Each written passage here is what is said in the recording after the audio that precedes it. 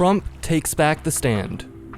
Behind the scenes on the Russia-Ukraine war, and mixed messages to Israel. This and more on Dangerous Waters.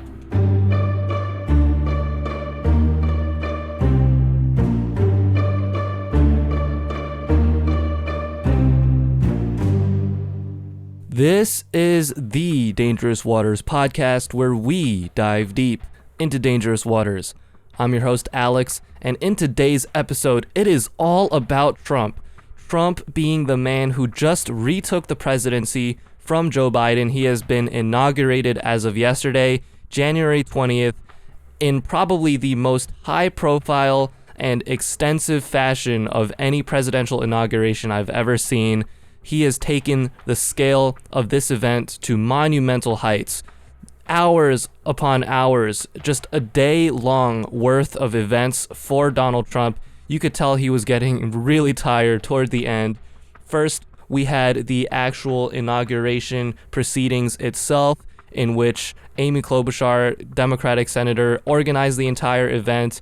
Trump spoke words, then they had the swearing in on the Bible. But interestingly enough, Trump did not put his hand on the Bible as he was swearing in to presidency.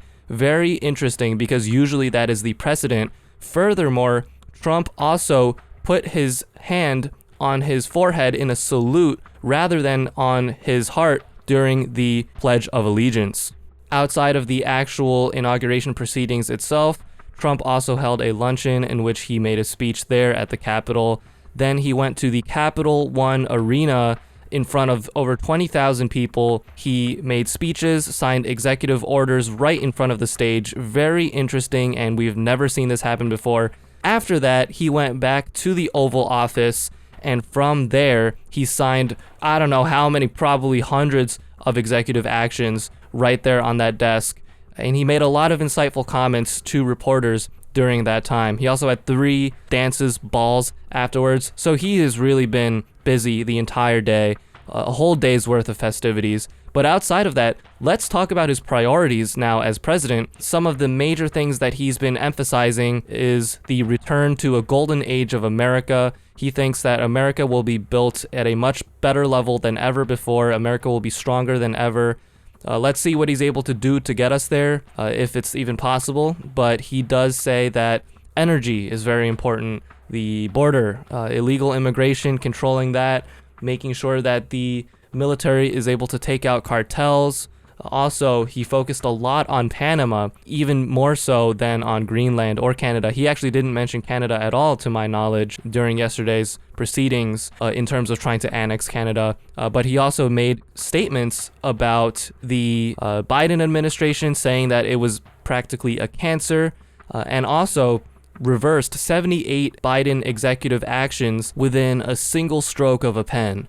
Now, within that Oval Office signing ceremony, Trump made a lot of fascinating comments. When it comes to Israel, for example, he said that he doesn't believe the ceasefire will hold up, but also mentioned that it's Israel's war, not America's. But at the same time, he is also pausing all of the Biden restrictions on weapons to Israel, meaning there will be unfettered access to American weaponry in case Israel needs it. So a lot of mixed messaging there, and we'll talk about that more as well. But also, we have Trump talking about the Ukraine and Russia war, and we'll talk about this more as well, but he says that effectively Zelensky is very willing to come to the table and make a deal to end the war, but he's more hesitant on whether Putin actually has the same intention. This is a very fascinating dynamic, because typically both Trump and Putin have publicly said that they are very willing to try to get this thing done. However, it does go to show that Trump knows what's going on behind the scenes. Putin and Russia, they still have a lot at stake, a lot of complicated dynamics going on, and I don't know what's going to happen there, but let's hope it comes to a conclusion. Trump also made a lot of comments when it comes to TikTok. He was challenged by reporters in the room who asked why he was against TikTok at first, but then became more favorable to it. Trump effectively answered that because TikTok helped him win the election and gain the support of Gen Z, it has a soft spot in his heart, and from there he decided that maybe it's better to keep it. He also said that if the US decides to shut it down, TikTok would effectively have no financial value, and Trump believes that if it were to potentially IPO with the United States having a joint venture 50% ownership of TikTok, that they would be able to make tremendous money out of it. He says that the Chinese government is willing to come to the table and make a negotiation happen about this issue. And if it doesn't happen, Trump is threatening tariffs of, he said, up to 100% on China to pressure them into making it a thing.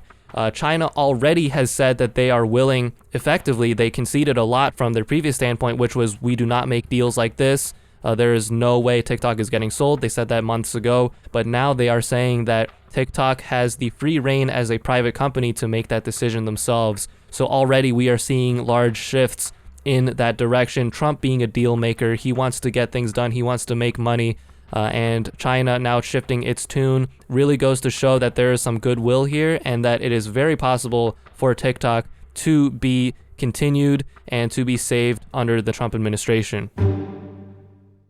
Let's talk about the Russia-Ukraine war, but beyond just the headlines, what is going on behind the scenes? Just to clarify, what I am going to report are speculative. They are not authoritative sources, so there could be inconsistencies here and there, but it does goes to show a potential of what is happening under the belt. So first, we have Zelensky and Trump. They had a conversation which apparently convinced Trump about negative aspects of the Russian side, so much so that Trump is no longer immediately asking for an end to the war. Previously, during the campaign trail, he made campaign promises saying, we will end the war in 24 hours. He was very persistent in trying to get the war done. However, now it seems he's taking a more relaxed tune and seeing the scene, feeling it out rather than pushing completely toward a deal.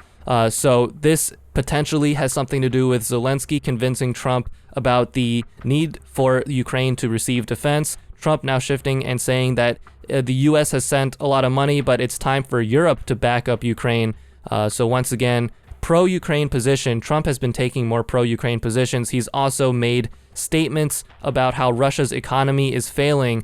And this actually goes to another report that recently came out, this time from the Russian side, in which they said there were secret negotiations happening behind the scenes between Trump's incoming administration and the Russian side, and they were unable to agree on terms. Effectively, the Russian side wanted to convince Trump and his negotiators that Russia was in a very strong position economically, that they could carry the war forward for the entire Trump administration if they wanted to, effectively trying to convince Trump that Russia is in a much better state than they actually are. Meanwhile, Trump's side has refused these claims and is saying that the Russian economy and the overall country is in dire straits and is in a lot worse of a situation than they're being presented by the Russians. And the Russian side, according to these reports, are even speculating that China has given U.S.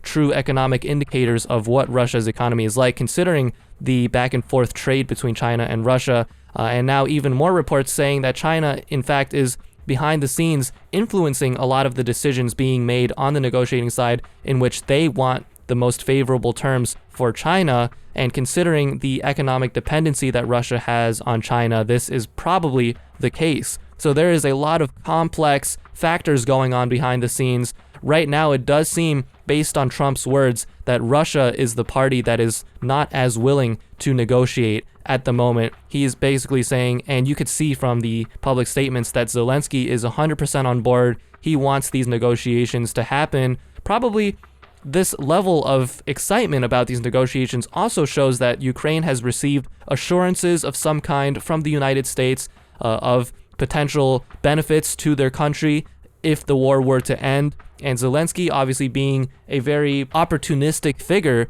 this does work with his character. Let's look at Israel. This time, the Israeli chief of staff of the military, Herzi Halevi, has resigned in a new statement. He will step down in March, and he takes responsibility for the failures that happened on October 7th. This is the largest step down of a military official because of the events that happened. And it goes to show that Israel is not playing around anymore. They know what they did wrong, and this is just one way to rectify the situation. But on the Israeli side, it's very fascinating how Trump has been treating them. For one, he had the hostage families that were in the U.S. during the inauguration come on stage and effectively had them stand behind him while he made his entire speech at the Capital One Arena. They weren't able to do anything. Sure, they shook his hand at the end, but that must have been a very embarrassing moment for all the hostage families there. But outside of that, you also have Trump resuming the weapon shipments to Israel that were blocked by Biden, so that is a good sign. He also signed an executive order reversing one of Biden's policies, sanctioning Israeli West Bank settlers, so another concession good for the Israeli side. However, he also paused all foreign aid for the next 90 days during the executive signing as well. And behind the scenes, people are saying that Netanyahu did the ceasefire deal in Gaza because of pressure from Trump and because he wanted to appease Trump and get on Trump's good side.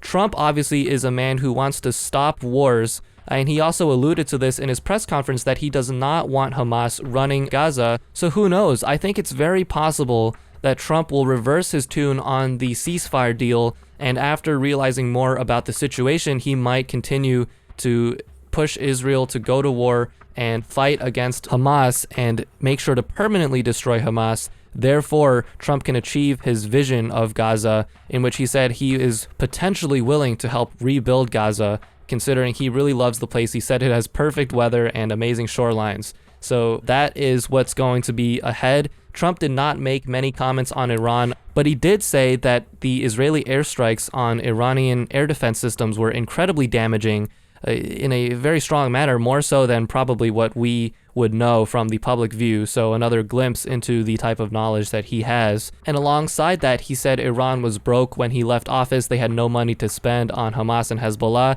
Now he's saying they're relatively rich, but they're weakened in a different way. So very interesting way that he's seeing things. He's definitely going to be continuing his maximum pressure campaign on Iran. Now the question is, will he be striking Iranian nuclear facilities? And will that happen with Israel? Let's see how he handles the situation, because Iran is really the wild card here in the Middle East peace equation. Without Iran under control, this peace will likely never happen.